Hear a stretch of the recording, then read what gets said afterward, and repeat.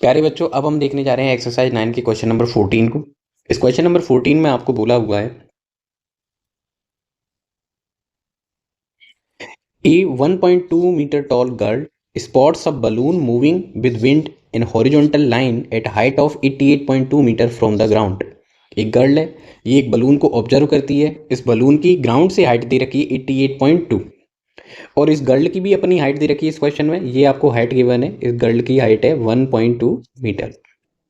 Okay, the angle of elevation of the balloon from the eyes of the girl at instant is 60 degree. Girl की eye से जो balloon का angle of elevation है वो 60 degree है। After some time यानी थोड़े time बाद the angle of elevation reduced to 30 degree. अब देखो, जो बलून था ना वो मूविंग था विंड के साथ, है ना। शुरुआत में बोला था with the wind, that means balloon ने अपनी पोजीशन चेंज कर ली और वो ज़्यादा दूर चला गया। जब कोई ऑब्जेक्ट ऑब्जर्वर से ज़्यादा दूर चला जाता है, डिस्टेंस पर होता है, तो उसका एंगल ऑफ एलिवेशन रिड्यूस हो जाता है, यानी कम हो जाता है। जैसे जैसे ऑब्जर्वर के पास आता है तो वो एंगल ऑफ एलिवेशन बढ़ता है। आगे बोला है find the distance travelled by the balloon during the time interval. आपको इस टाइम इंटरवल में जो बलून ने डिस्टेंस ट्रेवल की है ये आपको बताना है। ठीक है, क्वेश्चन को शुरू करते हैं और कुछ इस तरीके से ये क्वेश्चन सॉल्व होगा। शुरू करते हैं। गिवन कंडीशन को शो करने के लिए मैंने आप सब लोगों के लिए जो गिवन फिगर है उसका ट्राइंगल वाला जो फिगर बनेगा वो बनाया है। ठीक है, अब इसमें इनकी मार्किंग कर लेते हैं। तो सबसे पहले जो गर्ल है उसको मैंने पी और क्यू पॉइंट से डिनोट किया। गर्ल को किससे डिनोट किया है? पी क्यू से। और इस गर्ल की जो हाइट है इस क्वेश्चन में आपको दे रखी है 1.2 मीटर। ओके, जो टोटल हाइट है बलून की ग्राउंड से वो आपको इस क्वेश्चन में दे रखी है 88.2 मीटर। अब इफेक्टिव हाइट जो इस क्वेश्चन के लिए होने वाला है वो कुछ इस तरीके से है। सबसे पहले मैंने इनकी मार्किंग कर दी जिससे हमें दिक्कत ना आए। अभी यहाँ ए लिख देते हैं, कोई प्रॉब्लम नहीं है। अब आपको देखो पी आर डिस्टेंस आपको बतानी है, पी आर डिस्टेंस, सॉरी ए आर डिस्टेंस आपको बतानी है। ए आर और टी एस ये दोनों डिस्टेंस हमारे ट्राइंगल्स में काम आ रही हैं।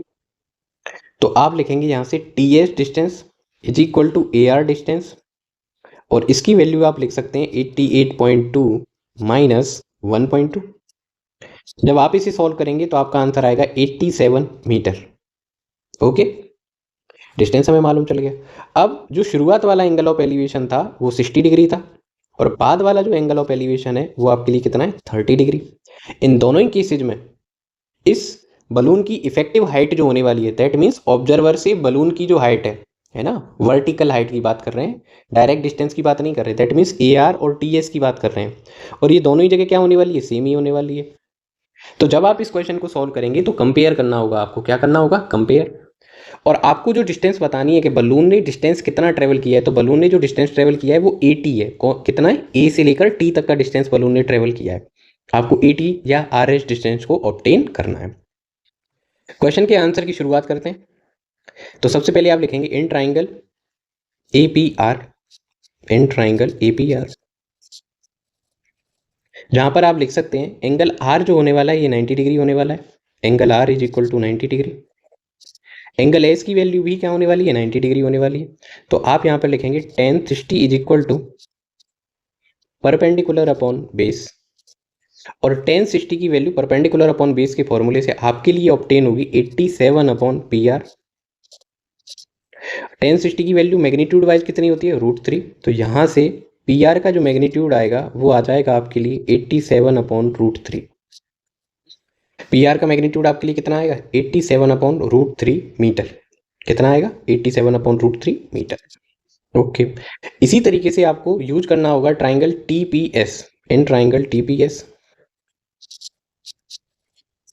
यहां पर आप लिख सकते हैं एंगल एस का जो मेजरमेंट है ये आपके लिए कितना होने वाला है? 90 डिग्री। और आप यहां पर मार्क कर सकते हैं, किस तरीके से कर सकते हैं, जो एंगल ऑफ एलिवेशन है वो 30 डिग्री है तो आप यहाँ यूज कर सकते हैं tan 30 इज इक्वल टू फिर से परपेंडिकुलर अपॉन बेस। और इस बार परपेंडिकुलर की वैल्यू फिर से कितनी है? 87, लेकिन बेस चेंज हो गया है।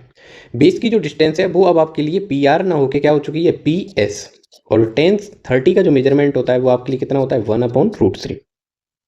जब आप इसे आगे सॉल्व करेंगे तो P S is now equal to 87 √3 metre. आप जो फाइंड करना चाहते हैं वो डिस्टेंस है 80। आप जो डिस्टेंस फाइंड करना चाहते हैं वो क्या है? 80। और 80 सिमेट्री की वजह से किसके इक्वल है, आर एस के, और आर एस को आप क्या लिख सकते हैं, P S minus P R. P S distance आपके लिए कितनी है, 87√3, और पी आर डिस्टेंस आपके लिए कितनी है, 87/√3। सॉल्व करने के लिए आप ये 87/√3 को रेशनलाइज करेंगे √3/√3 से, तो आपका जो एक्सप्रेशन है वो कुछ इस तरीके से आएगा, 87√3 माइनस √3 मल्टीप्लाई √3 करेंगे तो 3 हो जाएगा, 87/3 मल्टीप्लाई √3।